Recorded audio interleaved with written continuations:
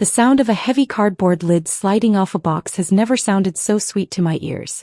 It was a friction-heavy scraping sound, like sandpaper moving across a wooden table, and it echoed in the silent, mahogany-paneled office of my lawyer, Mr. Henderson. My son Kyle was sitting across from me, his knuckles white as he gripped the edges of that box. He looked like a kid on Christmas morning, if that kid was a 40-year-old man wearing a $2,000 suit and trying desperately to hide the fact that he was only here for the payout. I sat in my wheelchair, a blanket draped over my legs, my oxygen cannula itching my nose, watching him with the eyes of a hawk disguised as a frail, dying old woman. The air in the room was thick with anticipation, smelling of old paper, lemon furniture polish, and Kyle's overpowering cologne, which he probably bought specifically to mask the scent of the farm he despised so much. Kyle had spent the last 3 weeks pretending to be the dutiful son. He had fluffed my pillows, brought me lukewarm soup, and talked endlessly about how much he missed home, despite not having set foot on the property in 2 decades. He thought I was buying it. He thought his sudden reappearance right after the doctors gave me the 6 months to live diagnosis was subtle. It wasn't. It was about as subtle as a neon sign flashing the word inheritance over his head. But I had played along. Oh, I had played the part of the grateful, senile mother perfectly. I let him wheel me around. I let him hold my hand while he texted on his phone with his other hand. I even squeezed out a few tears when he told me he was sorry for losing touch. And now we were at the finish line. Or rather, he thought we were at the finish line. I knew we were actually standing on a trapdoor. Mr. Henderson, who has been my lawyer and friend since before Kyle was even born, sat behind his massive desk with a poker face that would put professional gamblers to shame. He had placed the box in front of Kyle moments ago. It was a sturdy, nondescript archive box, but it was heavy. When Henderson set it down, it made a solid thud that vibrated through the table. You could see the dollar signs ignite in Kyle's eyes the moment he heard that weight. He probably thought it was gold bars. Or maybe bundles of vintage cash I had buried in the backyard like some paranoid Depression-era farmer. He didn't know that I had spent the last week carefully curating the contents of that box with my own 2 hands, selecting each item with a specific memory in mind. Before I tell you exactly what happened when he looked inside, I need you to do something for me real quick. Pause the video right now, scroll down to the comments and tell me the exact time on your clock and what city or country you are watching from. I honestly love reading through them and seeing how far these stories travel. And while you are down there, if you enjoy seeing greedy people get exactly what they deserve, go ahead and hit that like button and subscribe to the channel. It really helps us out and ensures you don't miss the next part of the drama. Okay, back to the lawyer's office. Kyle's hands were trembling slightly as he lifted the lid. He wasn't trembling from grief over his mother's impending death. He was trembling with the adrenaline of a gambler about to flip the winning card. He had spent 20 years ignoring my calls, ignoring the fact that his father died, and ignoring the struggle I went through to keep the farm running alone. But the moment he heard the farm was potentially being sold off or liquidated because of my illness, he was on the first flight home. He wanted the land. He wanted the money from the sale. He wanted to strip the place for parts and go back to his city life with a fat bank account. He lifted the lid completely off and set it aside. The office was so quiet you could hear the traffic passing by outside 3 stories down. I leaned forward in my wheelchair, adjusting the blanket, making sure I had the best possible view of his face. I wanted to memorize every micro-expression. I wanted to frame this moment. Kyle looked down into the box. For a second nothing happened. He just stared. His brain was trying to process what his eyes were seeing. He blinked once, twice. Then he reached in. He didn't pull out a stack of hundreds. He didn't pull out a deed to the property. His manicured hand, with that expensive gold watch glinting under the fluorescent lights, reached into the box and pulled out a fist-sized, jagged gray rock. It was a piece of limestone gravel, specifically chosen from the driveway he used to complain about shoveling when he was a teenager. He held the rock up, turning it over in his hand, confused. He looked at the rock, then at Mr. Henderson, then at me. "Mom?" he asked, his voice wavering with a mix of confusion and rising panic. "What is this? Is the money underneath?" "Keep looking, honey," I wheezed, channeling my best sick old lady voice. "It's all in there. Everything I saved for you." He dropped the rock back into the box. It clattered loudly against others and started digging. He used both hands now, frantically tossing aside more rocks. Shale, limestone, chunks of dried mud. He dug like a dog looking for a bone, tossing the gravel onto Mr. Henderson's pristine mahogany desk. Clack. Thud. Clack. With every rock he removed, his panic grew. He reached the bottom of the box. There was nothing there. Just dust and grit. He stood up so fast his chair flew back and hit the wall. "What is this?" he screamed, his face turning a shade of red that clashed horribly with his blue tie. "Is this a joke? Where is the deed? Where are the bonds? You told me you were liquidating the assets." "I did," I said, and for the first time in 3 weeks I dropped the weak, shaky voice. I spoke clearly, sharply, with the same tone I used to use when he was 12 and refused to do his chores. "I liquidated everything. And that box contains exactly what you contributed to this family in the last 20 years. Nothing but dead weight and dirt." The look on his face wasn't just disappointment. It was the shattering of a 20-year-long expectation that he was entitled to my life's work simply because he shared my DNA. He looked at the pile of rocks on the desk, then at me, and his eyes filled with genuine tears for the first time. But they weren't tears of sadness. They were tears of pure, unadulterated rage. And as I sat there watching him hyperventilate over a box of driveway gravel, I couldn't help but think back to the day he left, exactly 20 years ago, which started this whole mess. Seeing that gray dust settle on the lawyer's mahogany desk, and watching Kyle cough as he waved the grit away from his face, hit me with a sense of déjà vu so strong it almost knocked the wind out of me. It wasn't just any dust. That was the dust of the family farm, the same dust that coated my skin, filled my lungs, and lined the creases of my hands for 40 years. And seeing him recoil from it, treating it like it was toxic waste, took me right back to the day that defined the rest of my life. It took me back to the day he packed his bags exactly 20 years ago. It was a Tuesday. I remember that because Tuesdays were usually the days the feed truck came, but that Tuesday the only thing coming down the driveway was the hearse leaving. We had just buried my husband, Frank. Kyle's father. Frank had been the backbone of our operation. He was the one who knew how to fix the combine with a piece of wire and a prayer.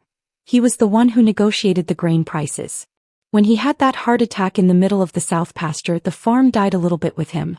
We were in debt up to our eyeballs, the harvest was 3 weeks away, and the bank was already circling like buzzards sensing a weak animal. I was sitting at the kitchen table, staring at a stack of unpaid medical bills and funeral costs, feeling like the walls were closing in. I was 45, but I felt 80. I looked up when I heard the heavy thud of a suitcase hitting the floorboards in the hallway. I didn't want to believe it. I thought maybe he was just moving things around, maybe clearing out the spare room for relatives. But then Kyle walked in. He was 20 years old, strong, healthy, and capable. He was everything the farm needed to survive.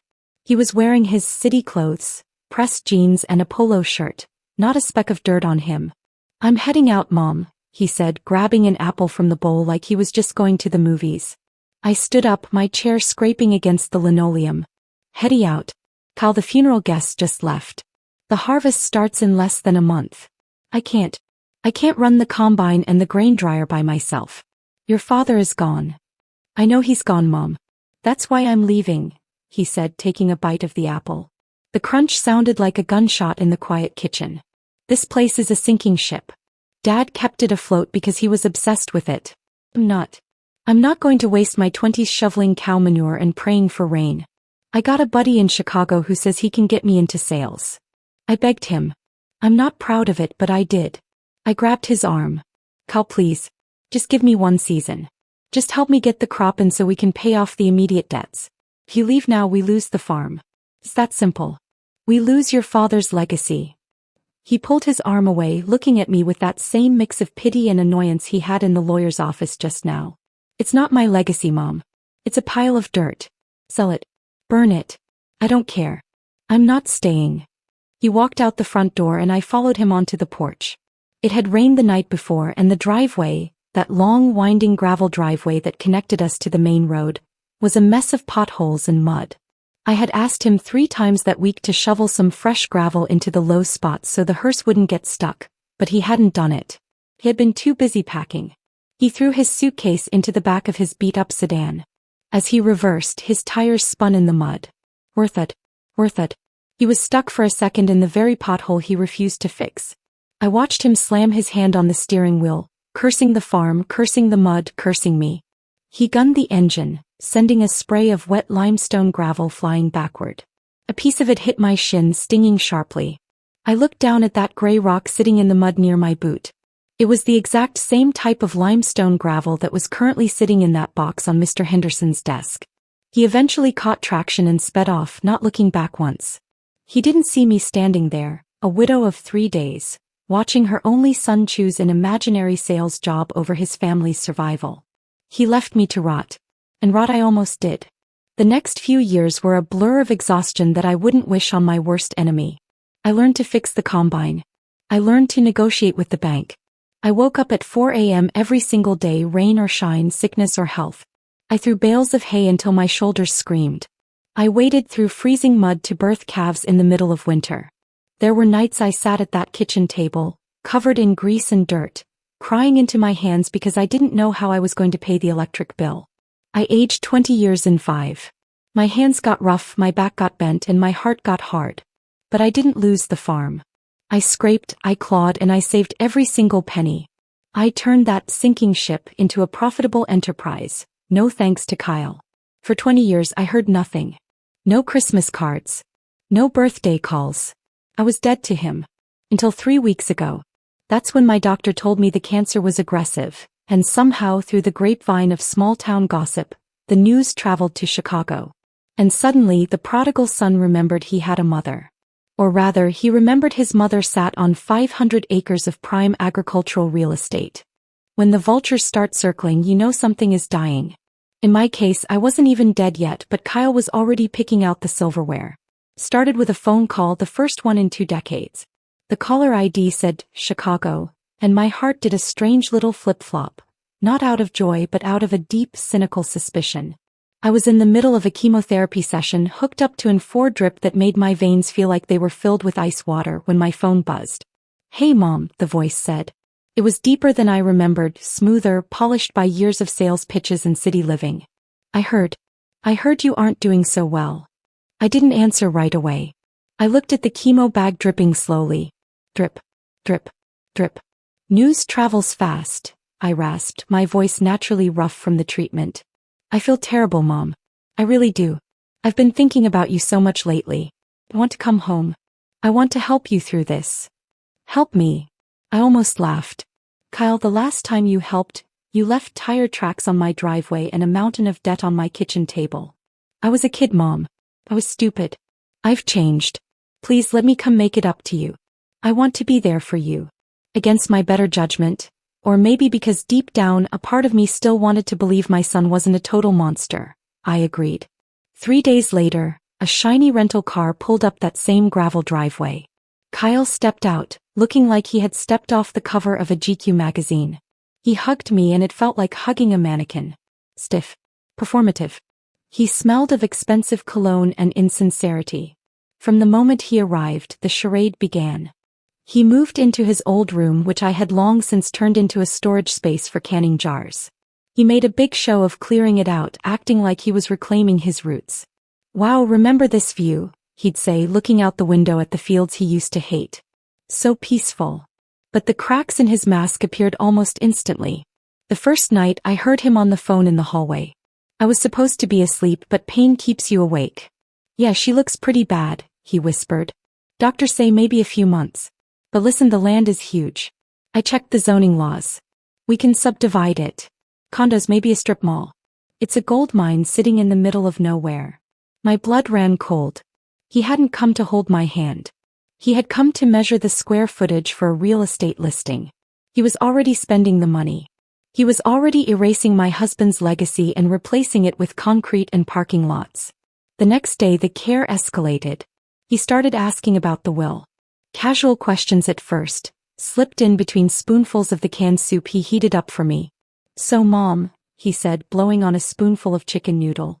Have you got your affairs in order? With the lawyer and everything? I just want to make sure you aren't stressed about the paperwork. Mr. Henderson handles everything, I said, watching him closely. Why? Oh, no reason. Just, these things can be complicated. Taxes, probate. I've got some friends in finance who could help us optimize the estate. Minimize the tax hit so we keep more of the value. There was that word. He had been here 48 hours and already it was we. I decided then and there that I wasn't going to confront him. Screaming at him would only make him leave, and honestly I wanted him to stay. I wanted him to invest his time, his energy, and his hope. I wanted him to build a castle in the sky so high that when I kicked out the foundation, the fall would be catastrophic. I started playing up the sickness. I asked him to drive me to appointments he didn't need to attend. I had him run errands into town to pick up essential medications that were really just vitamins. I made him fix the porch step he had ignored 20 years ago. "Oh, Kyle," I'd say, clutching my chest theatrically, "that loose board is such a hazard. I'm afraid I'll trip and break a hip before the cancer gets me. Could you fix it for your poor mother?" And he did it. He gritted his teeth, rolled up the sleeves of his $200 shirt, and hammered that board. I watched from the window, sipping herbal tea, a cold smile on my face. Every hammer swing was him thinking he was nailing down his inheritance. Every errand was a deposit into a bank account that didn't exist. But the real test came when I told him about the box. I told him about a special collection of assets I had kept hidden in the safe, things that weren't on the books. "The real value of the farm isn't in the dirt, Kyle," I whispered one evening, acting delirious. "It's in the box. Your father and we put the best parts in the box." His eyes lit up like fireworks. Greed is a powerful drug. It makes people hear what they want to hear. He didn't ask what was in it. He just assumed it was diamonds, cash, or bearer bonds. He assumed value meant money. He never stopped to think that maybe to a farmer the best parts of the land were something else entirely. That night I called Mr. Henderson. "It's time," I told him. "Draft the new will. And get a box. A nice sturdy one. I'm going to need you to fill it with something specific." The performance of a lifetime requires commitment, and I was fully committed to my role as the naive, fading matriarch. For the next 2 weeks, I turned the farmhouse into a stage and Kyle into my unwitting co-star. I knew he was counting down the days, checking his watch every time I coughed, probably calculating the resale value of the antique tractor in the barn while I napped. But while he was busy dreaming of his payout, I was busy executing the final phase of my plan. I needed to get him out of the house for a full day. I told him I had a specialized scan at a hospital 3 hours away and that a medical transport van was coming to get me because I needed professional monitoring during the ride. It was a lie, of course. I just needed him gone so Mr. Henderson could come over without Kyle hovering like a predatory drone.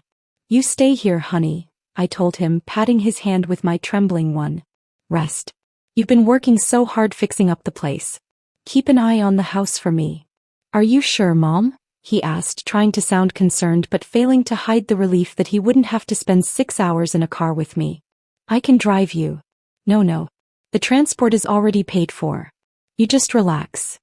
The moment the medical van, which I had actually hired just to drive me around the block and drop me off at the back entrance of the property, pulled away, Kyle went straight to the liquor cabinet.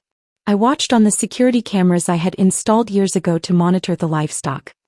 He poured himself a drink, put his feet up on the coffee table I had polished for 40 years and started making calls. "Yeah, Jerry, it's a done deal," I heard him say through the remote feed on my phone. "She's basically gone. The lawyer is practically wrapping it up.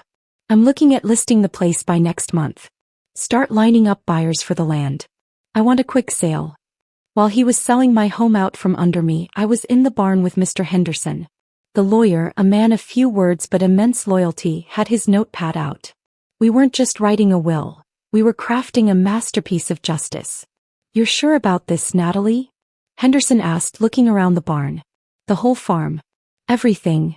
"Everything," I said firmly, standing up straight. "No wheelchair, no fake cough. Just me. I've already contacted the Young Farmers Coalition. They help young families who want to farm but can't afford land. I'm putting the entire property into a trust. It will be leased to a deserving family for $1 a year indefinitely. Kyle can't touch it. He can't sell it. He can't even step foot on it without their permission." "And the personal assets? The savings?" "Donated," I said. "St. Jude's, the local animal shelter, and the volunteer fire department that saved the barn 10 years ago. Distribute it all." "And for Kyle?" Henderson asked, his pen hovering over the paper. I walked over to the corner of the barn where the old gravel pile sat. It was the leftovers from the last time I had the driveway regraded years ago. I picked up a jagged gray stone. It was cold, heavy, and rough. "This," I said. "And the box." We spent the next hour filling that archive box. I handpicked every stone. I wanted the weight to be significant. I wanted him to feel the burden of the land he refused to work. I wanted him to carry the physical weight of the farm, even if just for a few minutes before he realized it was worthless to him. When I snuck back into the house later that afternoon, pretending to be exhausted from this scan, Kyle was acting the perfect son again. He helped me into my chair, brought me tea, and asked how it went. It went, as expected, I said, keeping it vague. The end is coming, Kyle. We need to go to Mr. Henderson's office tomorrow. I want to give you your inheritance while I'm still lucid enough to see you receive it. He practically vibrated with excitement. Tomorrow? Are you sure you're up for it? I have to be, I whispered. I want you to have what you deserve. That night, I lay in bed listening to him pacing in the room next door. He was probably packing his bags already, ready to bolt the second the check cleared. He had no idea that the inheritance he was about to receive was a literal and metaphorical pile of rocks. The drive to the lawyer's office the next morning was tense. Kyle drove too fast, his knuckles white on the wheel. He was chatting nervously about future plans and investing wisely, clearly already spending the money in his head. I just stared out the window at the fields passing by, my neighbor's fields, soon to be joined by my own as protected land for a new generation. I felt a peace I hadn't felt in 20 years. I wasn't losing my legacy, I was securing it. I was ensuring that the land would be loved, worked, and appreciated, not paved over for a strip mall. We pulled up to the office. Mr. Henderson was waiting. The box was waiting. And the trap was set. So we are back in the office. The silence that followed my declaration, nothing but dead weight and dirt, was heavy enough to crush a car. Kyle was staring at the pile of limestone gravel on the mahogany desk, his brain trying to compute how 20 years of resentment and 3 weeks of fake nursing had resulted in a geology lesson instead of a bank transfer. This is illegal, he sputtered, his face turning a dangerous shade of purple. He looked at Mr. Henderson. You're a lawyer. You can't let her do this. I'm the next of kin. I have rights. Mr. Henderson didn't even blink. He slowly adjusted his glasses and slid a single piece of paper across the desk toward Kyle. You do have rights, Kyle. And your mother has the right to distribute her estate exactly as she sees fit. As of this morning, the deed to the farm has been transferred into a perpetual trust managed by the Young Farmers Coalition. The liquid assets have been donated to 3 separate charities. And this, he gestured to the rocks, is the specific bequest she outlined for you. It's listed right here. To my son Kyle, I leave the physical representation of the foundation he refused to build.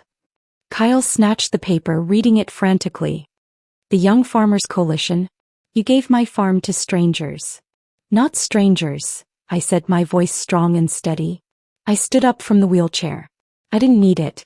I never really needed it as much as I let on. I gave it to family. Not blood family maybe.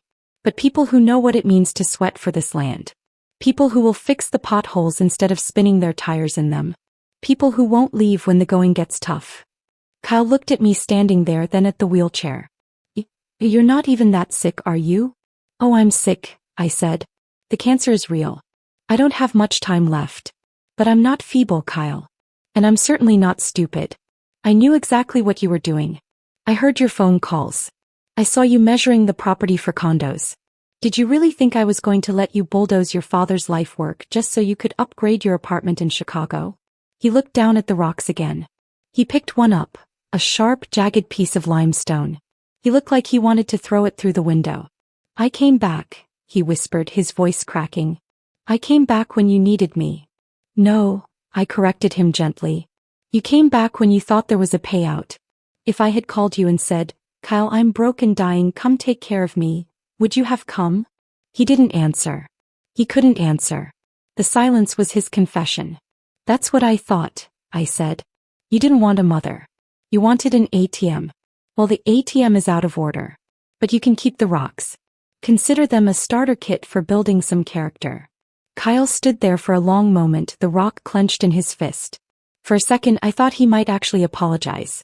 I thought maybe, just maybe, seeing the reality of his choices would break through that shell of greed. But people like Kyle don't change in a moment.